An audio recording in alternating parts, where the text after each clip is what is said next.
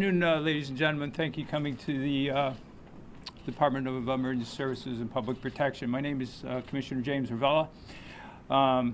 So what we're going to explain today is a lot of what we saw during the Hamden and New Haven and Yale incident last week. This is unheard of, that we're putting it out so quickly. What's important is transparency and trust. And that's very important to me, and it's very important to the state's attorney, Patrick Gifford. I've been on the phone every day with Patrick Gifford, the state's attorney, talking about how do we release this, what's the timely manner to release it, and he is very concerned about trust and integrity in his community. So this is a difference in our operating procedures, isn't it? Before we used to not show any of this until the conclusion of the investigation. So this is a difference for us. If you know anything about me, back in Hartford, this came out pretty soon after the incident.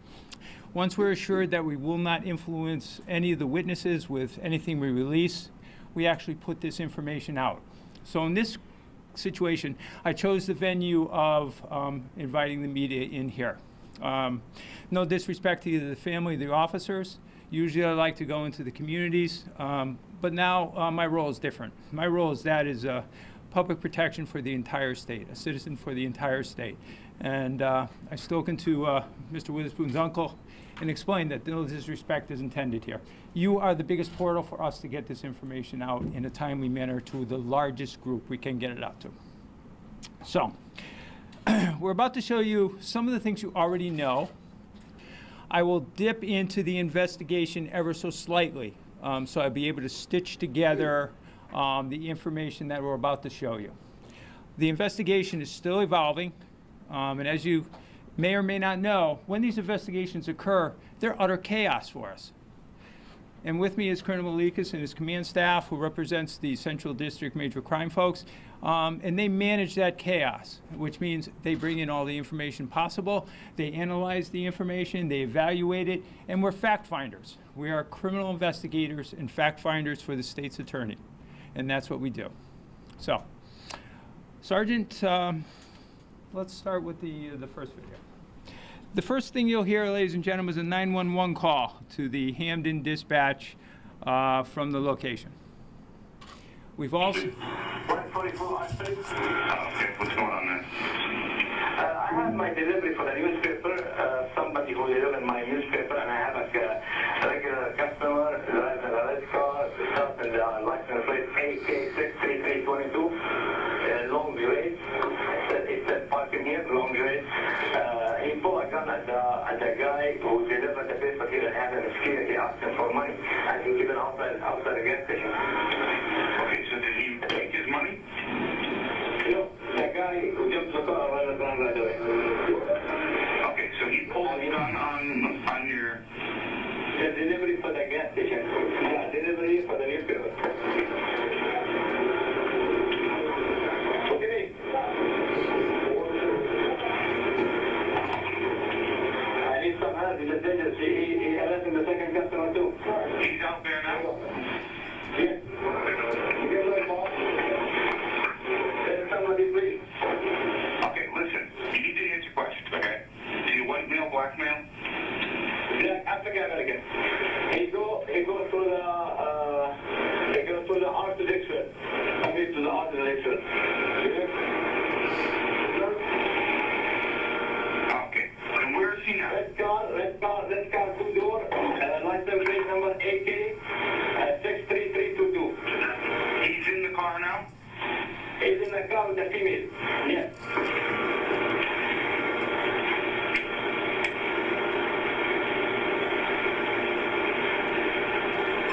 And he threatened me too. License plate is AK 63322. He is.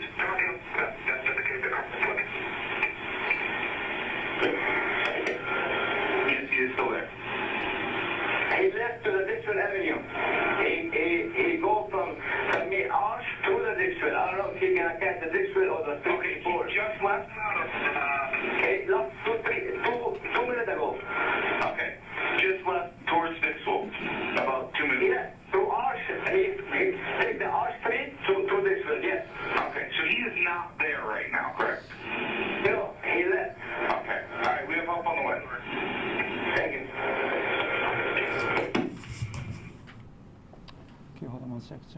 So what you heard is the first 911 call to the Hamden dispatch. And I neglected to tell you, you're all going to get video discs of what we talk about today. It'll have the audio on there, it'll have the videos on there, and it'll have some of the transcription and some of the timeline to go with it. The transcription's actually labeled as draft, only because, as you can tell, it's difficult to understand, and we want to confer with the caller for the accuracy of the draft moving forward.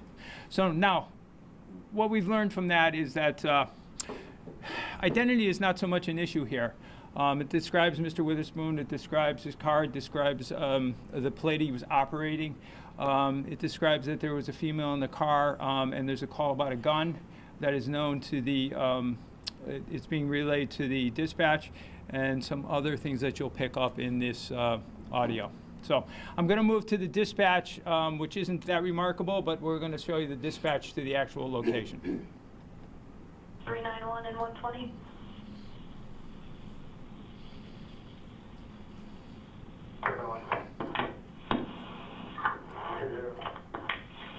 For both, signal 27, it's go on gas, 144 Arch Street, possibly 128 used, getting further on the line with the caller now.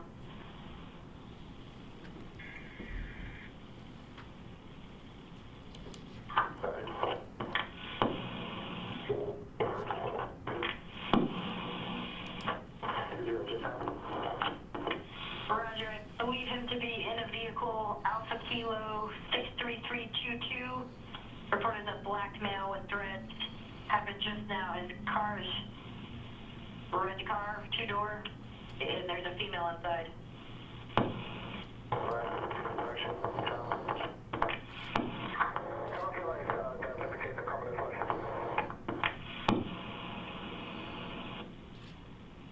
Roger, no direction to travel. He's still in the parking lot, 144 Arch Street, go on gas.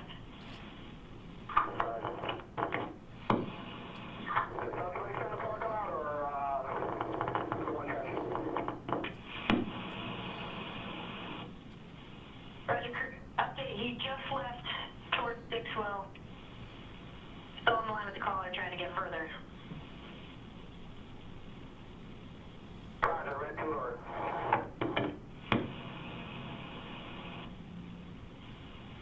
Roger, red two-door. So as we move on, we're now going to talk about the, we're going to let you listen to the BOLO, Be on the Lookout, that is dispatched on the hotline from Hamden to New Haven. Hamden to New Haven on the hotline. Is on Hamden.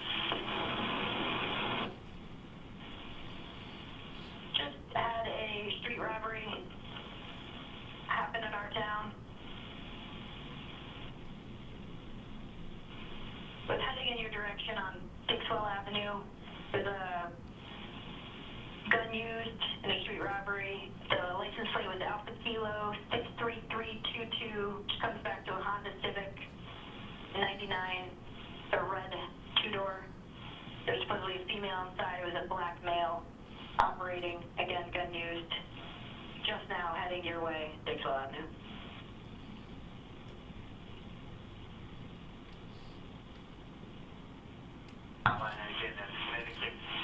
Alpha Kilo 6322. So there's a little misunderstanding about the plate. It's Alfred Kilo 63322. What time is the Bolo? 427? That is the hotline call from Hamden to New Haven. What time is that? It's actually on the, 427? yes. So moving on a little bit, and this is a rub between New Haven and Hamden. Hamden tells New Haven that, in fact, they've had an armed robbery involving a firearm.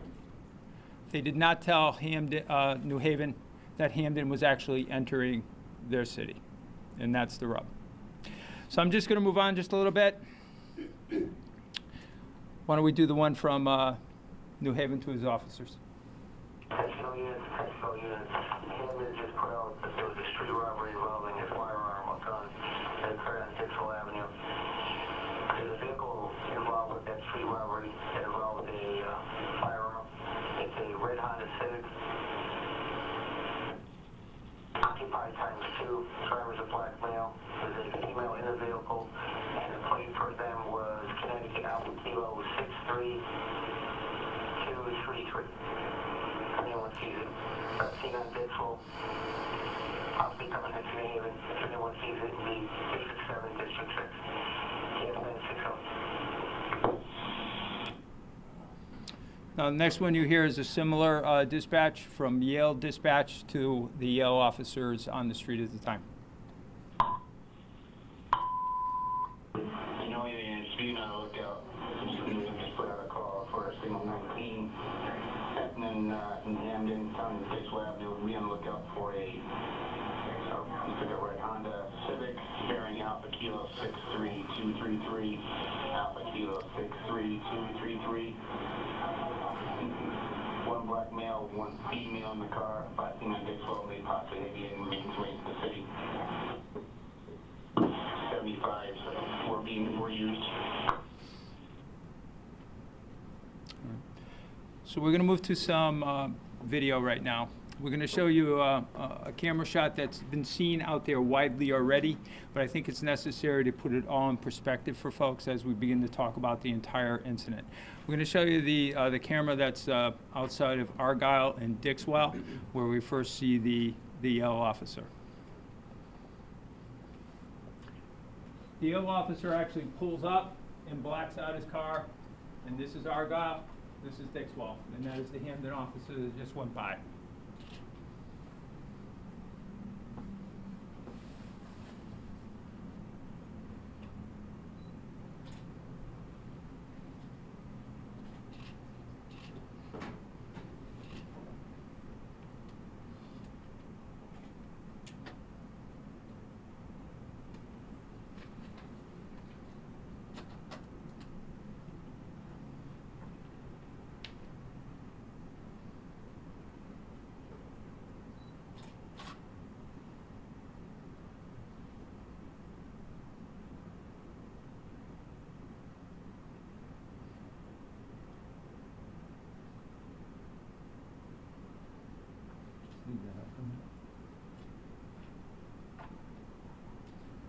So I want to make some notations here for you.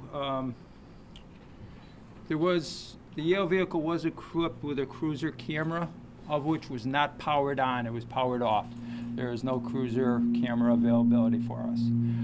The Yale officer was also equipped with a body camera. That body camera was not operating at the time of the incident. That means he did not click it on. Most of these cameras come with a recall feature to it, but this camera was clicked on so late into the event that the recall was not did not show any of the shooting. All right, so that we have no camera footage from the Yale officer. Let's move to on Argyle. Again, footage that you've seen widely, but we're still attempting to put it in perspective for you.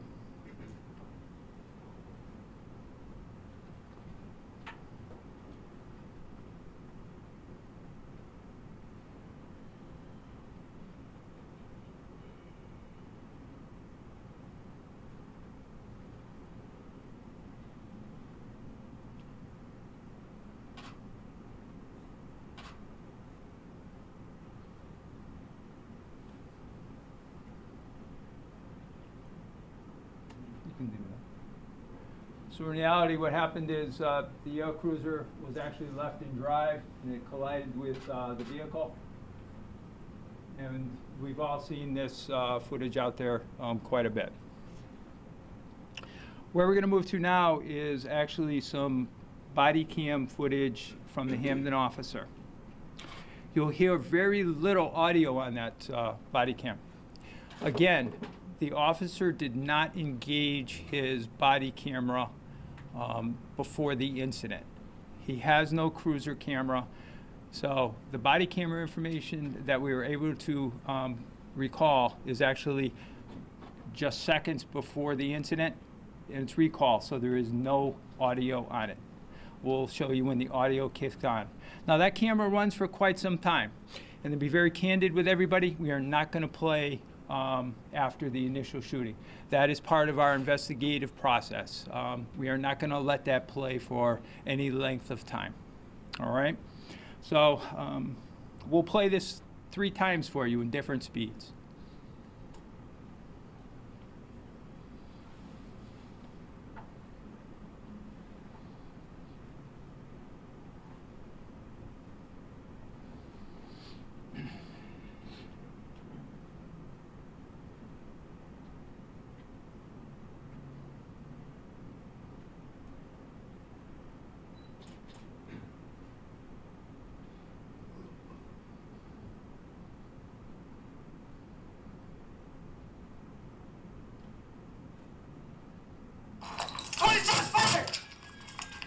Shots fired, Argyle Street, with the car. Roger,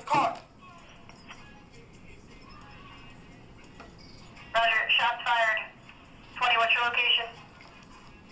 Argyle Street.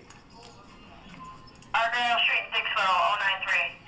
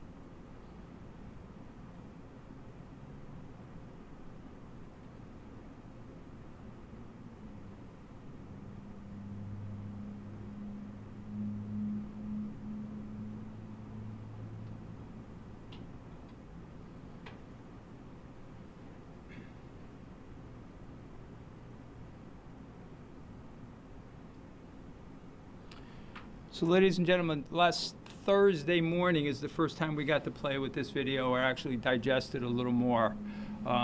So that's how timely this release is, and to begin to stitch it together for everyone. So like I said, the body camera footage will be in those CDs that we distribute to you folks. You may do is what you think is right with those. We will be sending those videos out for enhancement, forensic enhancement. We decided on this was the best day to release the information. As you may or may not know, I was waiting for one last piece of information, and that was actually the search of the Honda. That search was conducted yesterday. And you must understand that these are complex searches, right? We brought in folks from the Forensic Science Lab to assist the Connecticut State Police in that. We look for trajectory, we look for projectile recovery, we look for samples from inside the car, and they're very complex and time-consuming. That search warrant will not be sealed. There's no reason to seal that search warrant, and I believe the return will be back sometime tomorrow. So that will be available at the clerk of the court in New Haven. So I'm sure I forgot a few things as I went, but I'm sure you're going to remind me with some questions. So let's keep them reasonable, and just understand that I can't get into too much of the criminal investigation side. One second. You said you found a firearm in there? I will say one last thing, Josh, 1 second. Pat Griffin has allowed us to do this based on the transparency and the trust of the community. That is hugely important to us. I can't stress that enough. So Josh, you asked about a gun, which is one of the obvious questions.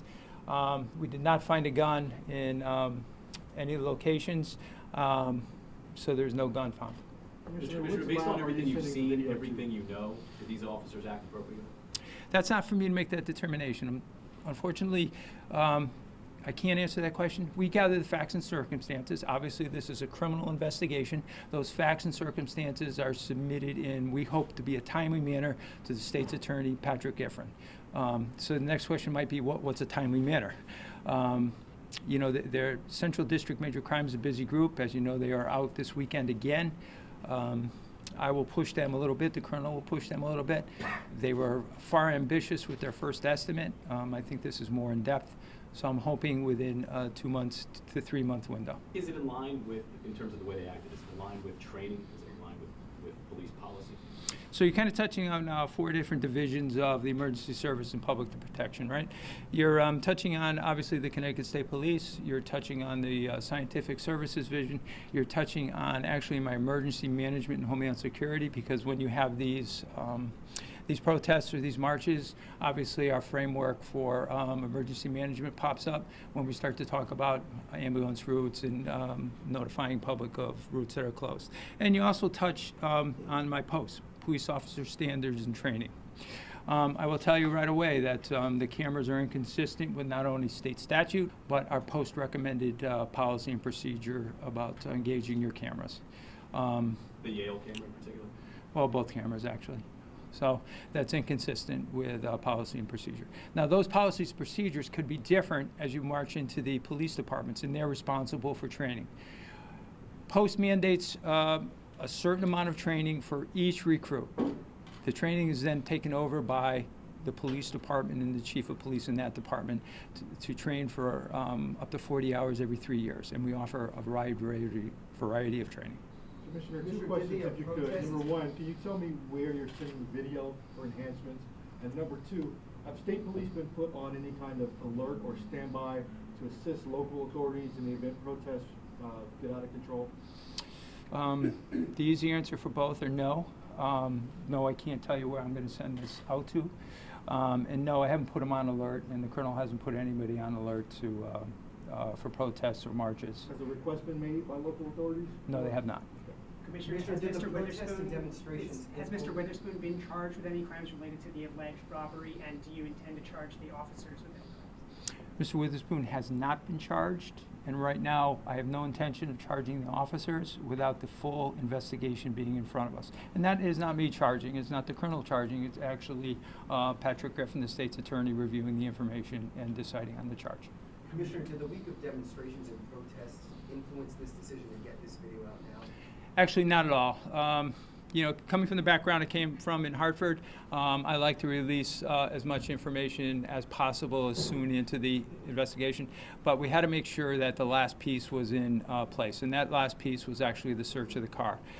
Even though Mr. Witherspoon said there was no gun, we had to check the car to make sure there was no gun, right? And that was the last piece that came into our picture yesterday. So absolutely none. Could you just explain again, sir, with the Hamden officer, what was when did he turn his body camera on, and what was inconsistent about that? Did he turn it on should have turned it on sooner? In a perfect world, without all those stressors, yes, he should have turned it on much sooner. The video you saw was actually a recall portion. So when he turned it on, he was on the sidewalk someplace, running down the street looking for cover. In a perfect world, without those stressors, boy, that's a tough situation to be in. And what does Can that you mean? say with certainty which officer fired his weapon first? Was it Hamden officer? Not with certainty right now. We suspect the Hamden officer, but I'm not with certainty right now. And how exactly was the Yale officer injured? Was he hit by a ricochet? The Hamden bullet, do you know how exactly the Yale officer was injured in this shooting, sir? Not exactly. We believe, based on the information we have and the evidence we have, he was actually hit with a projectile from the Hamden officer. Yes, sir. With the police investigating themselves and the district attorneys who work with the police being the ones to bring about charges to the police, how do you expect the community to trust the outcome of your investigation? Well, you touched on a few different aspects. So I heard the call for an independent investigation in Hamden. So you have 2 separate investigations here, whether you're aware of it or not. There is, in fact, a criminal investigation being led by the Connecticut State Police, who handle these all the time in different districts around the state. Pat Griffin, the state's attorney, decided he didn't have to. He decided to free the conflict of interest, he decided to use the state's attorney. He only had, the state police. He only has to do that upon a death.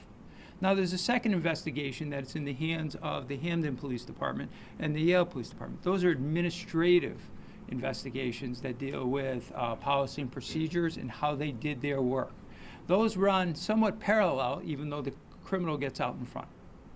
Can you confirm how many times Ms. Washington was hit identify bullets and from which gun the bullets At this time, I can't. to either of those questions? To either. Mr. Commissioner, we see the officers both running in opposite directions after they open gunfire. Are they essentially running away from each other's gunfire? Do we know? We don't know that.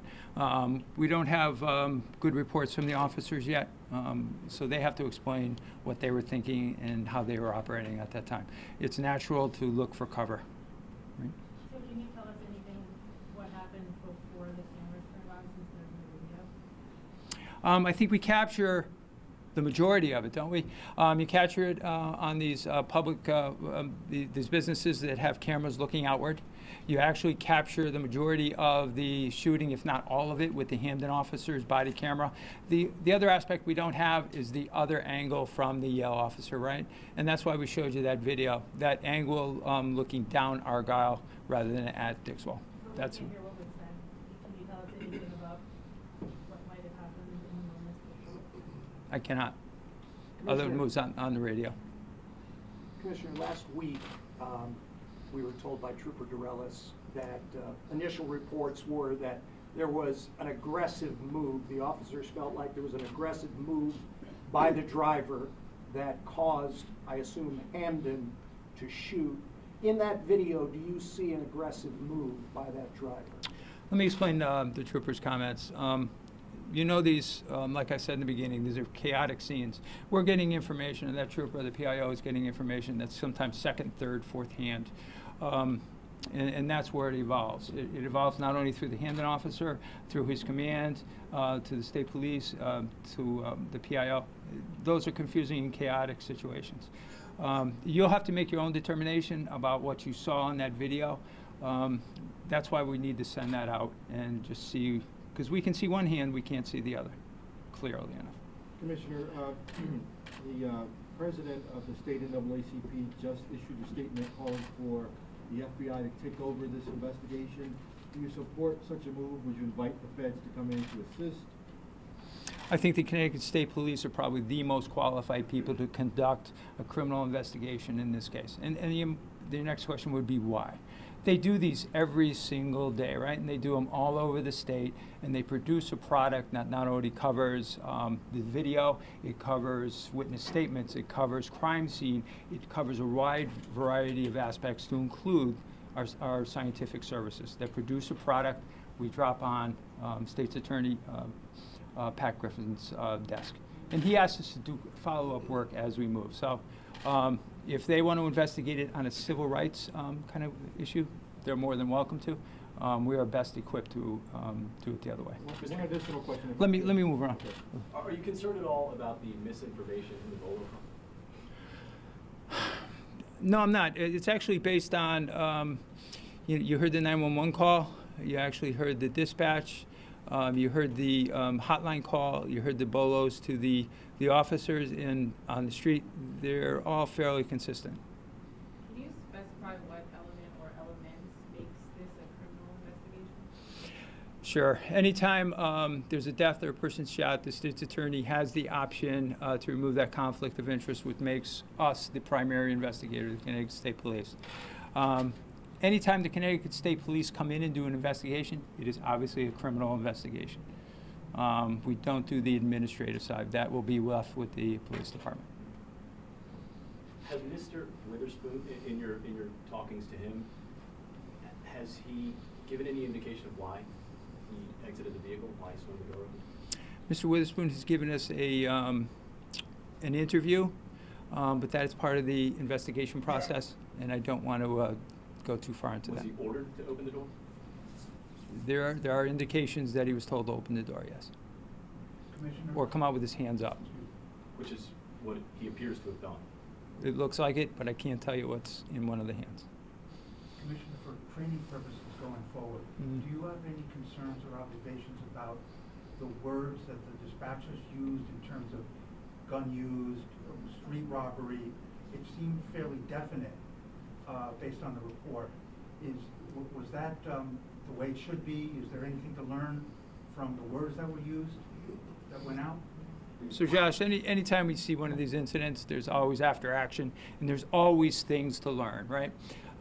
Yes, I have concerns about many different aspects of how this case was handled, not only from inception to completion. And those are things I'll be talking over with the post council, a group of not only citizens but appointees by the governor and chiefs of police, folks from around the state, as we talk about different strategies and tactics. So that's my obligation to generate that conversation. So that will happen. Commissioner, what came of the caller's initial 911 call? Give me, clarify that a little bit. There was a 911 call? There was. Put out for an armed robbery? I mean, 911 call to Hamden Dispatch. right. What came of that after they, I mean, is there... That is still under investigation, because you heard a lot that happened in that call, and you have the transcript, so you can actually get into it. That's still under investigation. So you haven't determined if in fact a robbery happened? At this time, I can't comment on that. That's part of the investigative stage. How long do you anticipate the investigation lasting? Well, as I said, the sergeant was very ambitious, I thought so, and so is the state's attorney, because that is part of the transparency. So I estimated at 2 to 3 months that we can complete everything and get it to him. It may be sooner. It just depends on circumstances. So, ladies and gentlemen, last one. Can you talk about the procedure, generally speaking, what the training is for using the body cam? Well, those so procedures embedded in statute somewhat. It's also duplicated in post our post mandated training and policy and procedure. Then it goes to the police department where it's actually utilized. So they can tinker with it somewhat. They can't reduce the standards at all. So I need to see their actual policy and procedure. Commissioner, would you indulge just one last question, No, please? one last one comes from here. One more question right here, sir. Well, it's not a question, it's just, I'd like to just say something, sir. My family appreciate the speed and everything you guys are doing. I hear people talking about bringing in FBI. For me and my family, we feel like we would like you guys to continue to do what you're doing on behalf of our family. We are okay with everything that's going on, and that's coming from me and my family. So please, sir, thank you for everything you're doing, and we wait for the rest of this to continue. Okay. We don't feel like that's what need to happen, and people and their concerns, it's okay, but at the end of the day, when you're speaking on behalf of my family, I feel like you need to be speaking with them. Nobody never talked to us about how we feel about involving FBI. Nobody never talked to us how we feel about the process. Very few people who came to my house to even pray, and just out here talking about me speaking on behalf of my family. So I'm here to tell you, thank you on behalf of my family, my niece on the phone. I'm gonna call every day, and this right here, we appreciate everything you're doing, and we're not looking for nobody to come in and try to take nothing from you, because at the end of the day, if they would have had it right now, we would be seeing what we see. So thank you, and please hold on and keep doing what you're doing. Good, thank you. Thanks for coming, everybody.